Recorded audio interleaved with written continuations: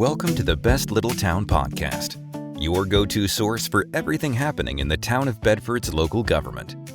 Whether it's new initiatives or important decisions shaping our town's future, you'll hear it right here. This podcast is dedicated to keeping our residents informed and engaged. Hello, this is Bart Warner, Town Manager of the town of Bedford. It is Wednesday, August 5th, and I'm pleased to welcome you to this episode of the Best Little Town podcast, a communicative effort on behalf of the town of Bedford in cooperation with our partners at Media Squatch to provide greater information about the business activities of the world's best little town. This podcast is recorded the day after every council meeting, so joining you on the 5th, which means that we had a regular meeting last night on August 4th, and without further ado, I'm going to jump right into the meeting agenda and go down through the list there. Last night's meeting began, as all meetings do, with approval of the minutes from the previous meeting. Just a note for interest of communicating information to our citizens, the approved minutes for every meeting are available for view on our website, www.bedfordva.gov. If you click on the government tab, you will see another tab that says agendas and minutes, and you can see the minutes after they are approved. Obviously, the minutes from the previous meeting are in draft form until they are approved, but you can also view our full agenda packet, which we post ahead of time. So if you ever see anything that strikes your interest, please go to the website ahead of the meeting and avail yourself of that information, which we're happy to provide. Of course, the minutes from the previous meeting back in July were unanimously approved by council. The next item, which is typical on our agenda, is the town manager's report. Last night, I noted that we had an incident last week involving a truck that damaged overhead fiber optic lines, which led to some operational and disruption of operations, frankly, of phone and internet service for our public works, electric, and community development departments. Also, some customer service issues. I understand that we were not the only company impacted by that issue, but we did have our electric and IT staff working directly with the provider to restore service. We are continuing to monitor the issue, but we apologize for any inconvenience for folks who were trying to get in touch with those departments.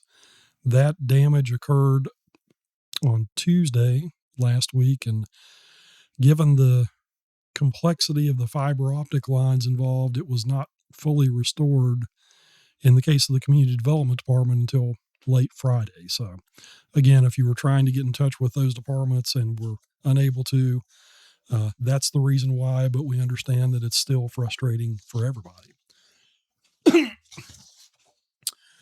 The next item is appearances before council. That's the portion of our meeting each time where people can sign up to speak on pretty much any topic of their choosing for a period of 3 minutes. Last night we had several folks arise to do so. The first was Reverend John Sines of Rock Pike Baptist Church.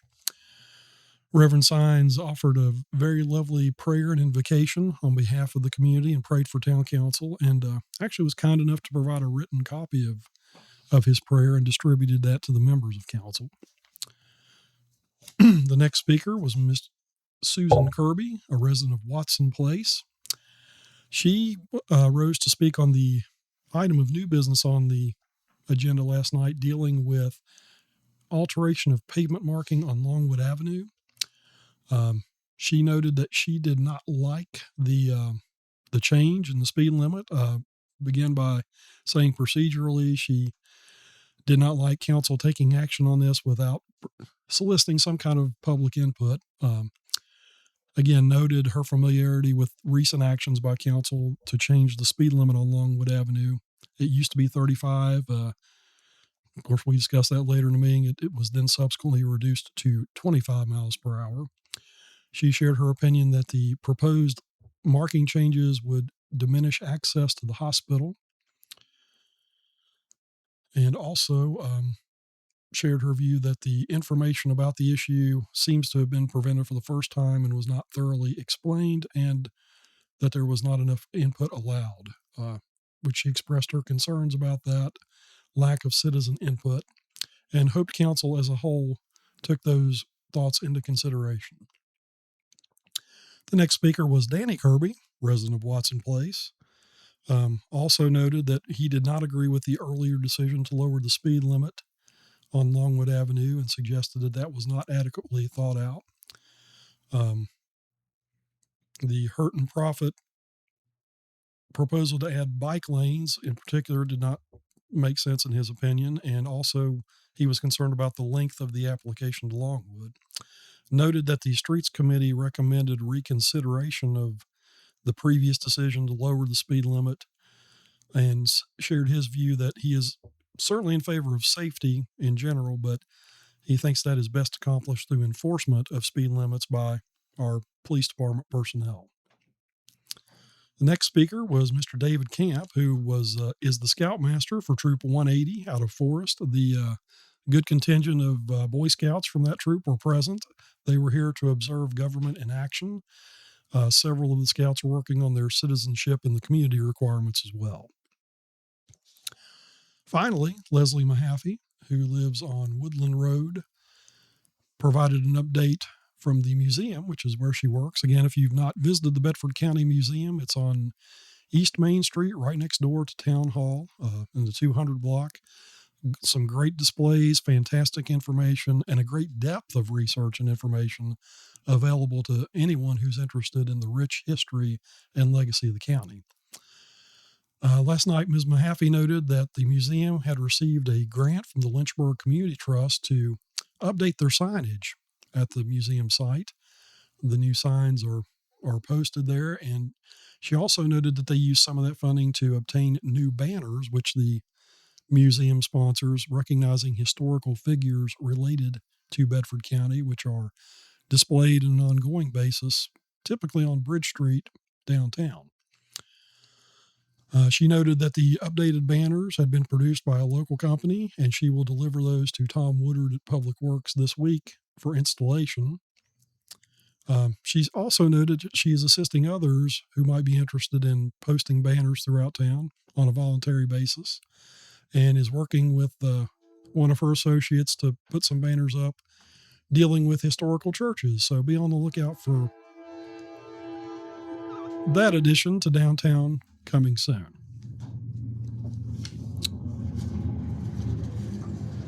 And with that, the appearances before council section of the agenda was concluded. It then became time for council comments. That is the point in the meeting at which all members of council kind of go around the dais and very similarly have an opportunity to speak on any topic or express any thoughts that they wish to share with the public in that venue. Beginning with Councilman Stacey Haley, he thanked everyone who was in attendance last night. We did have a very robust in-person turnout, which was always good to see. He particularly recognized the Boy Scouts who were present and also the online viewers. Stacey shared his observations about the weather of late, the weather's certainly been unpredictable, but expressed his hopes that we have better experiences moving forward in August, both in terms of temperature and the appropriate amount of precipitation. Next, Councilman Todd Foreman also expressed his appreciation for all those who were present and appreciated the comments for people who spoke, and expressed his hope that the Boy Scouts who were present would learn something as part of their attendance. Councilman Jay Ippolito likewise thanked everybody who was physically present and noted that he appreciated the input and specifically recognized all of the speakers who participated in the appearances before council. Vice Mayor Updike likewise expressed his appreciation for everyone who was present, and expressed his appreciation to Leslie Mahaffey for her activities regarding signage and the improvement there, and of course to Pastor Signs for his prayer. Vice Mayor Updike noted that he had seen a Facebook post recently regarding someone who stated that they have made use of a device to save money on electricity. Darrell shared his personal view that in most cases, posts like that seem to be scams, but if not, and that they are devices that are designed to alter meters or meter readings, then people should not pursue use of that because that is actually a situation involving theft. The next council member to speak was Councilman Dwight Evans, who thanked everyone present and also thanked everyone who was watching on the live stream that was presented by the town through Media Squatch. He noted on a recent trip elsewhere, he had driven through the town of Seagrove, North Carolina, and shared his impressions of that, but ultimately noted that in his travels and visitations of other places, it always improves his appreciation of the Bedford community and how much he values what we have here. Next speaker was Councilman Dave Foster, who also thanked everyone who was physically present.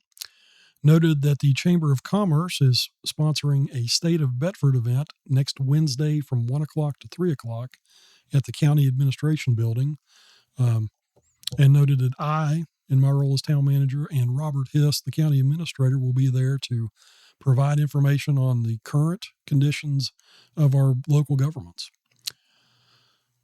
Councilman Foster applauded staff for their patience, positive attitude, and tenacity in dealing with recent HVAC issues, along with last week's data outage. Mr. Foster also noted his viewing of a post on social media about electric rates and complaints, shared his views that he agrees that the costs are certainly a struggle. It is not the town's intent to gouge citizens, and then explained that power recovery cost is a large part of the bill, but that is misunderstood by several people. Dave shared the information that typically the town only generates 20 to 30% of the power that we use, and we have to buy the remainder on behalf of the community. He noted that the town has to pay for that, and the payment to the outside providers, that revenue does not go into town coffers, but it is an expense.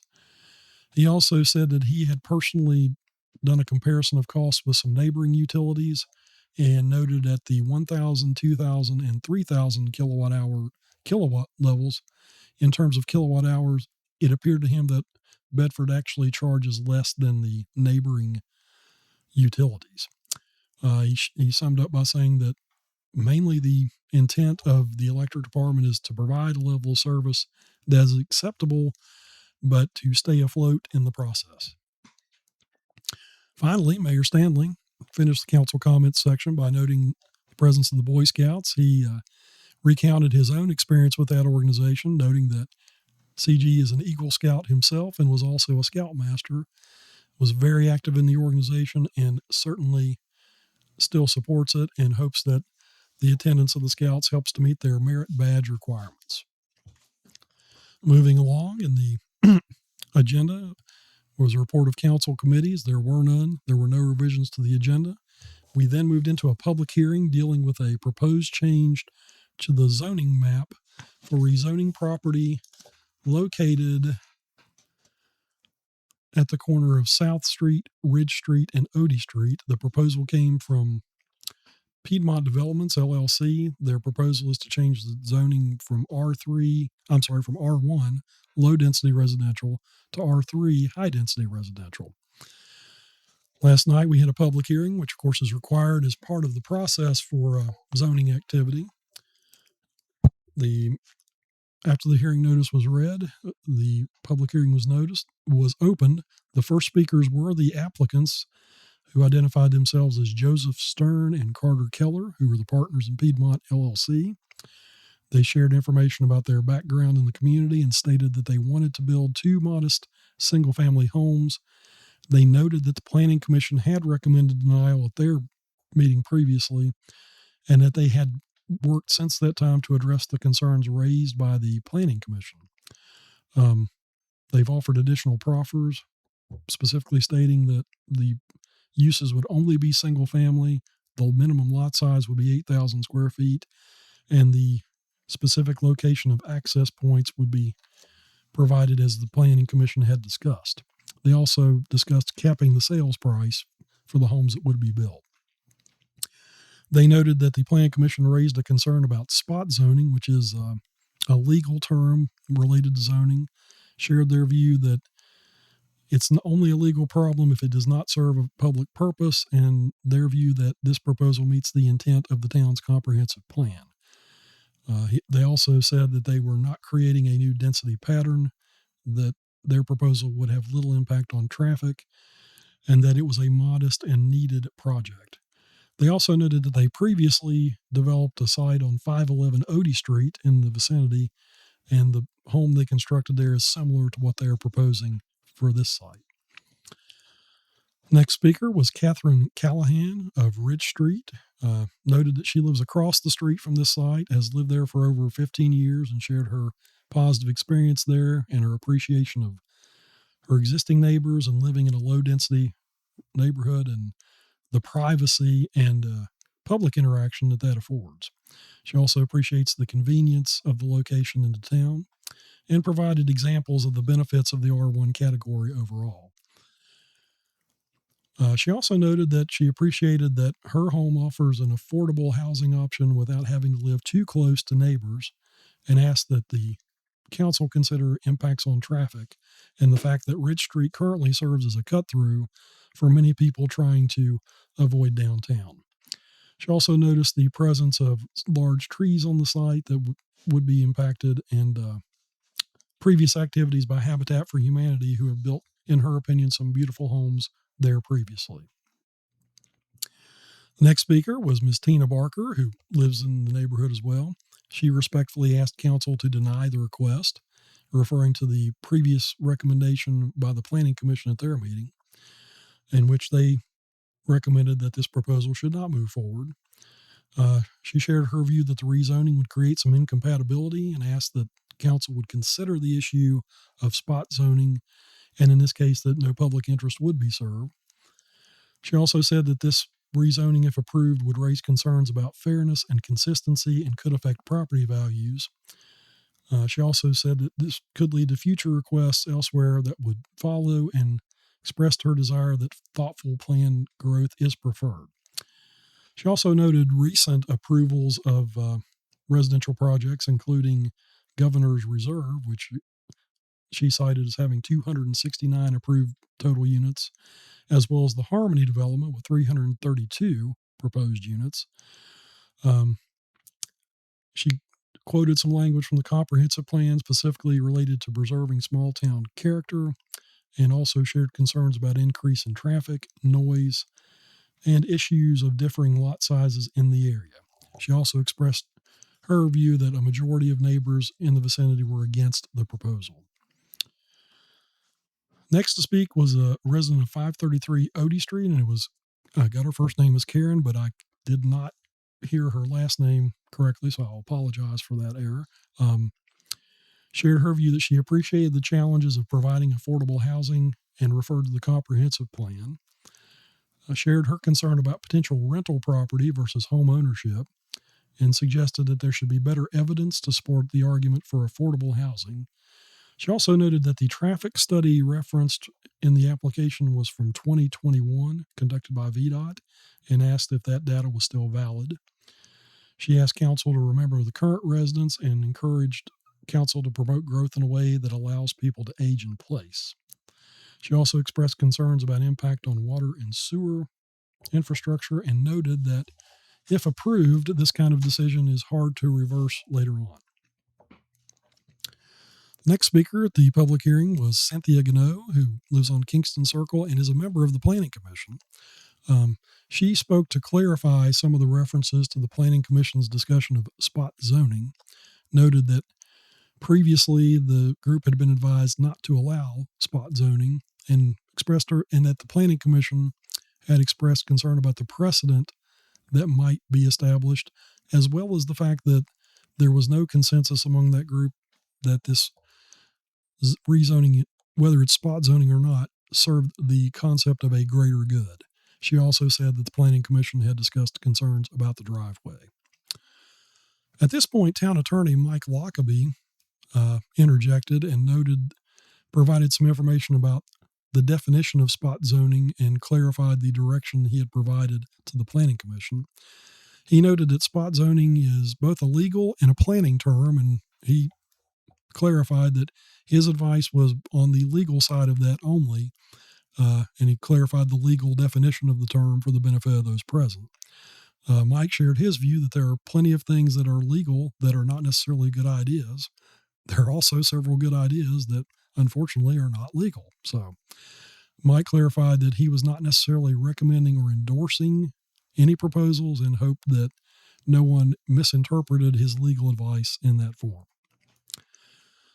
Finally, Mr. Robert Creasy rose to speak and shared his view that the side street currently is not safe for pedestrians and children, and asked council to give thorough attention to those concerns in their deliberations.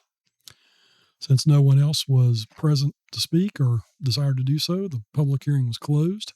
We then moved on to the consent agenda portion of the agenda for last night, which was a request to close streets for Bedford Centerfest submitted by Central Virginia Business Coalition. Central Virginia Business Coalition requested to close streets for Bedford Centerfest on Saturday, September 19th from 6 a.m. until 4 p.m. We had a list of the streets involved. It's the typical footprint for the event, noting that affected businesses would be notified as well as all first responders, including police, fire, and rescue. Last night, Town Council was requested to consider permission to close the above streets for Bedford Centerfest. Again, Centerfest is scheduled for Saturday, September 19th. Street closure begins at 6 a.m. and runs till 4 p.m. Heather Alto, who is the executive director of the Central Virginia Business Coalition, provided some additional information, said it's essentially the same request as prior years, and noted her view that this is an event that's been going on for 48 years. She also said that planning for this year's event is going well, and there is currently a wait list for vendors who want to participate. Councilman Stacey Haley made a motion to approve the street closure. That was seconded by Councilman Jay Ippolito and was unanimously approved 7-0 by all members of council who were present. Moving into new business, the first item was taking action on the proposed rezoning. Again, there was a little bit of a rehash of what was discussed in the action form. The action form contained a rehash of some of the details that came out in the public hearing.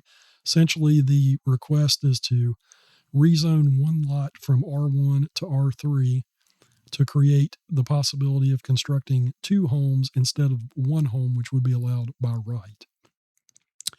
In the original application, the Piedmont developers, offered two written proffers for consideration when they applied to the Planning Commission. Planning Commission held a public hearing on May 7th. The applicants provided the reasons for the request and noted their previous experience in building a house on Odie Street. Expressed their views that they wanted to build housing that's more affordable if they're able to subdivide the property for two single-family houses. Two nearby residents spoke at that public hearing, one of which emailed a petition in opposition to commission members. The grandfather of one of the applicants was the other speaker who spoke in favor. At their meeting, the planning commissioners discussed the request as being spot zoning and the concern for setting precedents for future high-density zoning district requests within R1. They also discussed whether or not the property fits in with surrounding small lot sizes if it were allowed to be divided, and general discussion of infill development that should occur as directed by the comprehensive plan. The commission also discussed a concern with having other R3 uses allowable in the single-family neighborhoods with one proffer that restricted use. They also expressed concern about establishing a precedent.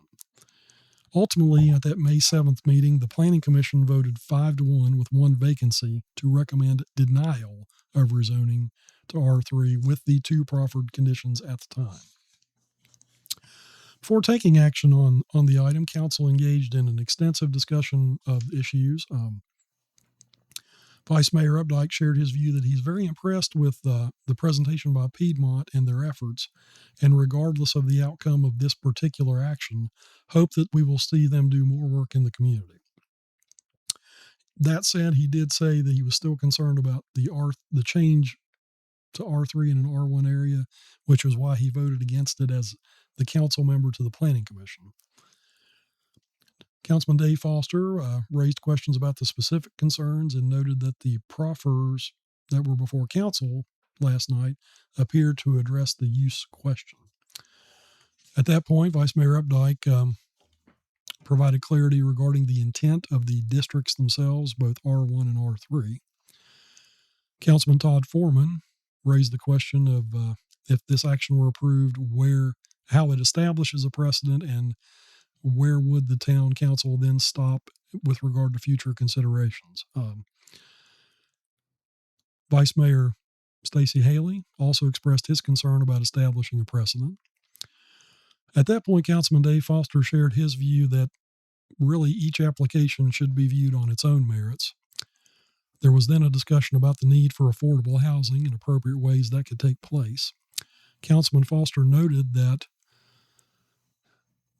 they can build one home by right, and did share his view that the situation on Ridge Street is hazardous and perhaps maybe through traffic should not be allowed. Councilman Stacey Haley shared some history of this property. The property was originally owned by the town of Bedford and transferred to the Housing Authority for their purposes, with the stipulation at the time of only one house being constructed. Mayor Stanley confirmed his understanding of that as well. Ultimately, Vice Mayor Updike made a motion to approve the rezoning request with all proffers as presented to town council, and he explained that he did that to simplify the process. So basically, anybody in favor of the rezoning would be voting for it, and anyone against would be voting against. That motion was seconded by Councilman Dave Foster. The motion to approve failed by a vote of 6-1. Councilman Foster was the only member of council to vote for the rezoning. The other 6 council members voted against. With that, we moved into the last item of new business last night, which was alteration of pavement marking on Longwood Avenue. Quite a bit of history related to this, so basically it's going to cover the action form from the agenda. At a regular meeting on October 8th, 2024, Town Council voted unanimously to apply a speed limit of 25 miles per hour to the entirety of Longwood Avenue within town limits. That action was taken in response to a recommendation made by the Public Safety Committee of Town Council back on September 24th, 2024. At its meeting on March 3rd, 2026, members of the Streets Committee of Town Council moved to revisit this decision and to consider restoring the previous speed limit of 35 miles per hour in both directions on Longwood Avenue between its intersection with Oakwood Street and its intersection with Grove Street. At its regular meeting on April 21st, 2026, by the way, I had a typo in the action form last night. It said August 21st, and that's what I read. It was actually April 21st, so that's an amendment to the official minutes that we'll have to deal with. Again, on April 21st, members of Town Council voted unanimously to confirm the speed limit of 25 miles per hour along the entirety of Longwood Avenue within town limits. Following up on that action, we noted there is a particular stretch of Longwood Avenue between its intersection with North Street and its intersection of Oakwood Street, where the pavement is particularly wide, and in that case, it's as much as 45 linear feet. In order to assist with and promote compliance with the posted 25 mile per hour speed limit, staff engaged with our engineers we have on contract, Hurt and Profit, to come up with some possible visual solutions to accomplish the objective of promoting compliance with a 25 mile an hour speed limit. Accordingly, they submitted a plan to alter the pavement marking by changing the alignment to one lane traveling in each direction, with a left turn lane only in the center, as well as 2 bicycle/multimodal lanes on either side of the right-of-way within this particular portion. And there was a sketch of that which was provided to council and which was also available in the agenda packet. Last night, Town Council was requested to approve the alteration of the pavement marking on Longwood Avenue between its intersection with North Street and its intersection with Oakwood Street, as proposed by Hurt and Profit. Quite a bit of discussion before council took action on the matter. Mayor Stanley shared his wish to receive more information, that they had the sketch from Hurt and Profit, but perhaps there were some better or more informative drawings or information that council could receive. also expressed his concerns about the proposed bike lanes. At that point, Councilman Stacey Haley shared his view that the bike lanes serve no purpose in his opinion and therefore should be withdrawn. Councilman Todd Foreman expressed his view that there should be expanded public comment on the matter. And so in order to facilitate that, a motion was made by Vice Mayor Darrell Updike, seconded by Councilman Haley, to table the matter until the next meeting on August 18th to allow the public further opportunities for comment and perhaps to provide Hurt and Profit the ability to provide additional information that would be useful. That motion to table was unanimously approved by council last night, and therefore it will be revisited at our next meeting on Tuesday, August 18th. The last action taken by council was to adjourn the meeting until 6 p.m. on Tuesday, August 18th for a work session in Council Hall prior to the regular meeting. Again, just a reminder that council meets on the first and third Tuesdays of every month. The regular meetings begin at 7 o'clock p.m. On a rare occasion, those are canceled, usually due to a lack of new business to come before council. And again, there is no action taken by the town that is not either approved in a council meeting or contained in town code or applicable law. So all the actions taken are documented in the public process, and that's frankly the way we prefer it. On that note, if you'd like to come back on August 18th, the work session, which begins at 6 o'clock, is also a public session that will be broadcast and recorded as well. Basically going to be an update on the status of a few ongoing items. The agenda for that includes discussion of the Bedford Middle School redevelopment, possibility of changing South Street to two-way traffic, and also just some other operational issues related to HVAC and our change in solid waste services. No action will be taken at the work session. Again, it's an opportunity for council to basically talk about ideas before those might find their way to a future council agenda item for actual determination and a vote. We always encourage participation and questions. Do our best to make information available. If there's ever information you need, please seek it out on our website, www.bedfordva.gov. We also post on social media on the official town venues there. Also, you can contact us directly at any time during regular business hours between 8:30 and 5 at 540-587-6001. I'm happy to receive emails at bwarner@bedfordva.gov. Part of our aim in trying to be the world's best little town is providing information. So if there's something you're looking for that you can't find, please let us know so we can assist you with that and make sure you have it. Our goal always is to provide the greatest level of transparency we can. If we're falling short on that, please let us know because we want to make sure we make that correction. As always, I thank you very much for joining me for this podcast episode. I plan to join you again in a couple of weeks to go over and provide a little bit more information and a report on what will happen at the August 18th meetings. Till then, I hope everyone enjoys good health and a great experience in your working, living, and just enjoying life in what we hope is the world's best little town. Also note that public schools will be opening here in a couple of weeks. I think the first day of school is actually August 19th, if I'm not mistaken. So we're going to see a lot more traffic during certain hours of the day. I'll also mention too that I will be speaking next week on the 12th at the State of Bedford event sponsored by the Chamber. So we're going to be live streaming and recording that as well. And again, as we present information, we're always happy to receive input and information in response. And if there's something that we don't know about, we certainly want that to be brought to our attention. Without further ado, I'm going to close this episode and hope that you will be able to join me again, and even better, that you can attend our meetings in person.